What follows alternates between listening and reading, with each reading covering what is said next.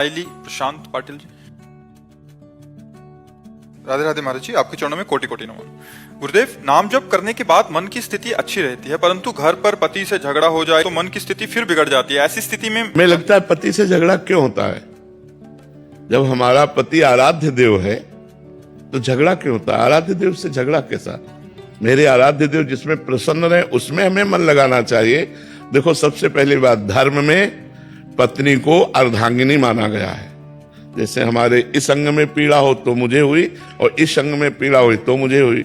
धर्म में पति को परमेश्वर का दर्जा दिया गया है हमारे सनातन धर्म में कि पति हमारा परमेश्वर है, पति हमारा भगवान है।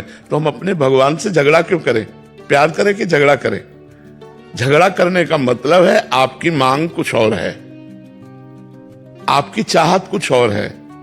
बिना कामना के क्रोध का प्रादुर्भाव नहीं होता। कामा संजायते क्रोधा, क्रोधा स्मृति विभ्रमा, स्मृति भ्रंशात बुद्धिनाशो, बुद्धिनाशात प्रणश्यति। हमारी कोई कामना है तो हम अपनी कामना को अपने पति पर न्यौछावर कर देते हैं। झगड़े का कोई सवाल ही नहीं उठता।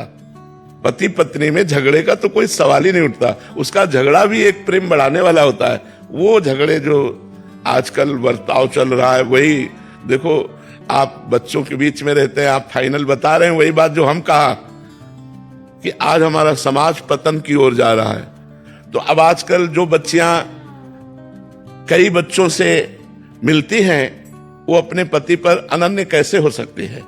जो बच्चे कई बच्चियों से मिलते हैं वो अपनी पत्नी को अर्धांगिनी कैसे मान सकते हैं? वो पूरा जीवन एक साथ कैसे निर्वाह कर सकते हैं? तो आज हमारा गृहस्थ धर्म संकट में पड़ गया। जहां देखो पति पत्नी की हत्या करते पाए जाते, पत्नी पति की हत्या करते। ये सब क्या हो रहा है? एक ऐसा समाज हमारा जहां एक बार पानी ग्रहण करके स्वीकार कर लिया तो आजीवन निर्वाह किया। पहले लड़की देखी नहीं जाती थी, आज के 35-40 वर्ष पहले लड़की नहीं देखी जाती थी। गांव के बुजुर्ग जन जाके ब्याह तय कराते थे। लड़का लड़की तब देखते थे जब मंडप के नीचे होते थे, और वो दुल्हन तो तब जान पाएगा कि हमारी कैसी हो जब घर ले जाएगा। ऐसा था। और आज तो एक बहुत ही मलिन सिस्टम चल गया जिसको लिव इन रिलेशन कहते हैं। अब ये हमारे सनातन धर्म के तो बिल्कुल खिलाफ है। हमारा सनातन धर्म कहता है कि एक बार जिसे स्वीकार कर लिया आजीवन उसका निर्वाह किया। हाँ, अगर वो भ्रष्ट आचरण वाला है तो बात अलग है, या भ्रष्ट आचरण वाली तो बात अलग है, नहीं तो स्वीकार करके आजीवन निर्वाह किया जाता था। पूरा परिवार भरा आनंद में, पूरा घर की लक्ष्मी मानी जाती है। जो स्त्री है वो घर की लक्ष्मी मानी जाती है। कितना बड़ा उसका आदर, कितना बड़ा सम्मान दिया जाता था। बहुत बड़ा फर्क पड़ गया है। पहले जैसे कोई पूछता कि तुम्हारे, मान लो सरकारी कागज, तुम्हारे पति का क्या नाम है, तो कई बार सोचती थी कि मैं कैसे इंगित करूं, ए बेटा बताओ अपने पापा का नाम।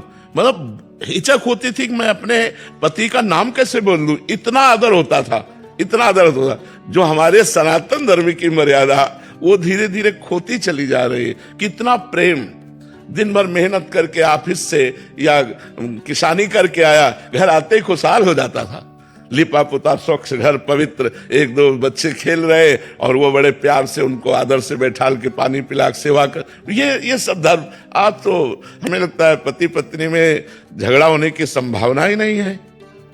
जब पति हमारा स्वामी है तो झगड़ा, जब पत्नी हमारी अर्धांगिनी है तो झगड़ा होने का तो सवाल ही नहीं उठता। प्रतिदिन प्यार बढ़ना चाहिए। अच्छा, ऐसे झगड़े के समय मौन हो जाना चाहिए।